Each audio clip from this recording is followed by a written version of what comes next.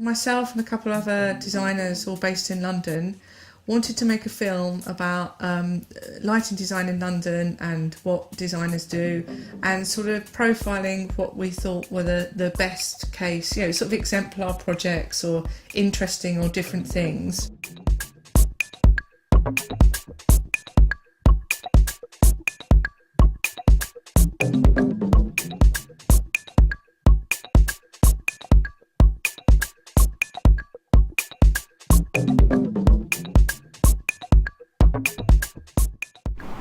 Architectural lighting designers use light as a medium to interpret the city at night for the people who live there. Basically, we light cities. We light London. How London is lit reflects the spirit of London. I mean, London architecturally and in terms of its population and the way that the people that are in it and the people that use it is very diverse.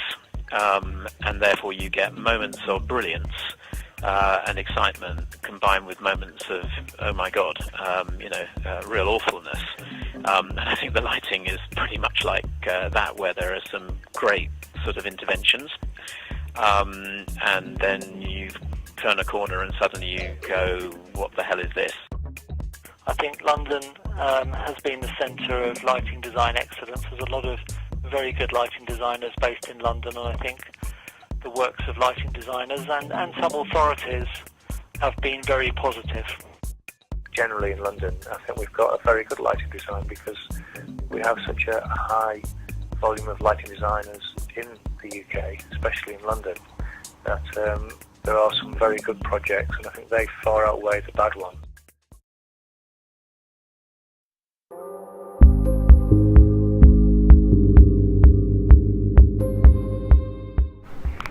Architectural lighting designers work with light almost as a material, I suppose, in many ways, to enhance architecture, to enhance a person's perception or experience of a space.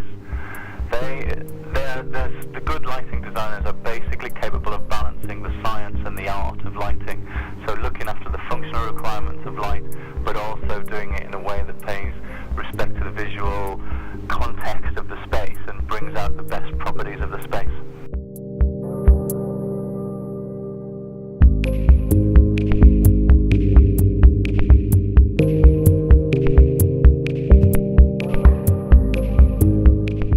Generally in London there seems to be some kind of restraint and consideration to the surroundings and to the structures when it comes to implementing schemes. I think lighting can also be used very subtly to regenerate space. You can make sort of a few small interventions and sort of suggest things, and I think that actually is sort of can be make just as big a difference as sort of doing some major scheme or bringing about something that people makes a good photograph or whatever. There's many different reasons to justify illuminating the facade of a building.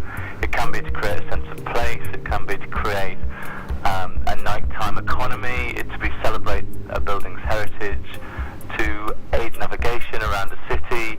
Really, the power of illumination on the vertical surfaces of cities really aids our perception of space at night.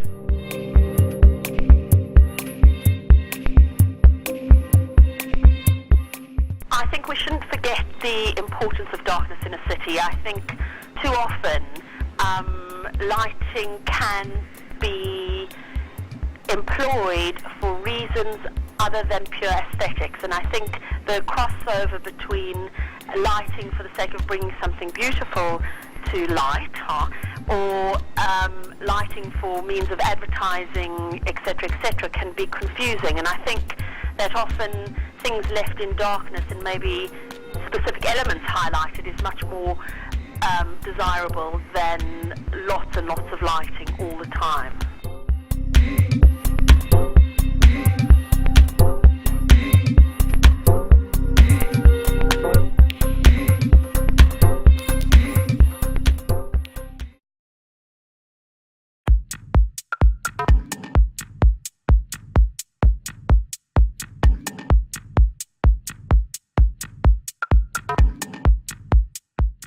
Lighting at night, artificial lighting or electric light, has a distinct advantage over daytime and daylight, because every building gets the same daylight, it gets the same direction of sun, whereas at night we can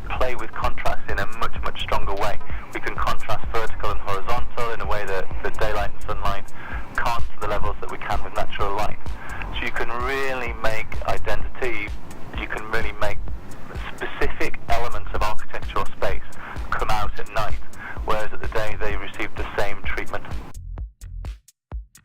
I think urban lighting can help identify the city because a big city like London is so diverse, and I think in the daytime we're so there's a different layer of activity going on, and again I think at night when you can control the lighting more specifically through colour or through drawing attention to different aspects of that particular place, you can really bring out what is specific about that place.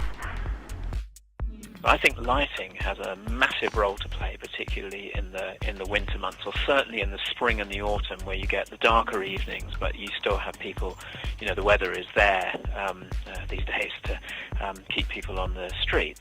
I think lighting can really, really act as a sort of the basis for improving the quality of the experience to the point that people feel good, feel safe, somewhere has an attractive and pleasing image, and that people want to go there.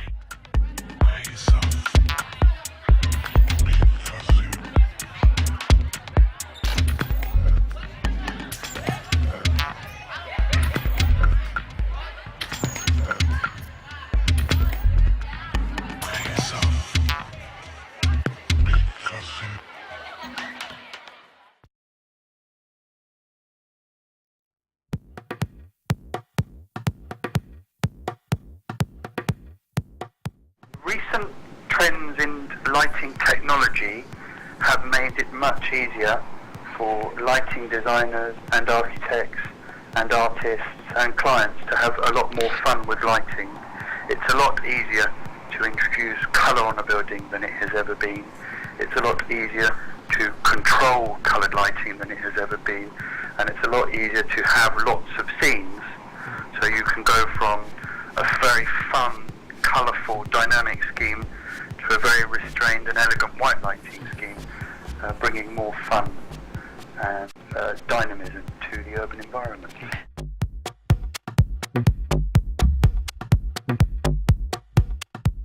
I think colour has a role to play. Colour has a great part to play in the overall nighttime landscape, whether it's interior or exterior, but it should be used judiciously. I'm obviously an advocate of using some colour, not to the exception of everything else. I like to see movement, and I believe it does bring in an element of the city which generates a level of excitement and interest. We've got great tools, fabulous tools now to work with, but they should be used with real consideration and restraint. I get very bored with manufacturers selling the fact that you can get so many colours, different colours from RGB. I think the lighting consultants of this world enjoy producing a limited number of colours that work well.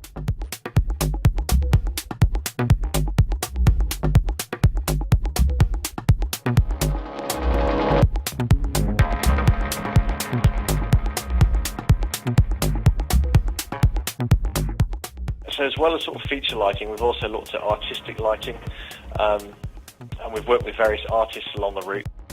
Not only is it sort of creating a nice, pleasant artistic appearance and encouraging footfall, but it's also extremely efficient as well. Make sort of a few small interventions and sort of suggest things, and I think that actually is sort of can be make just as big a difference.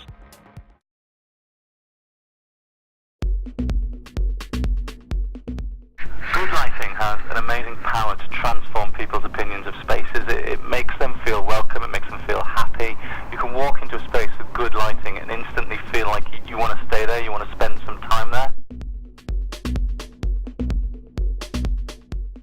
Certainly, we need to do a lot more in poorer districts, in where there's social housing and so on, to encourage people to be out and feel safe. If it's a fairly low-cost project, some imaginative lighting, again to a budget, imaginative lighting can make projects look and feel more special than they maybe appear by day. Gradually, over the last 10 to 20 years, most cities have regained some sense of civic space. And I think that, people have realised the benefits of being able to use public space 24 hours a day. And I think people have seen that they get populated, that activities take place, it helps with economic regeneration, it begins to give a positive image to a space and invites people to come there. So I think lighting has a massive role to play, particularly in the winter months, or certainly in the spring and the autumn. I think lighting can really act for improving the quality of the experience to the point that people feel good, feel safe, somewhere has an attractive and pleasing image, and that people want to go there.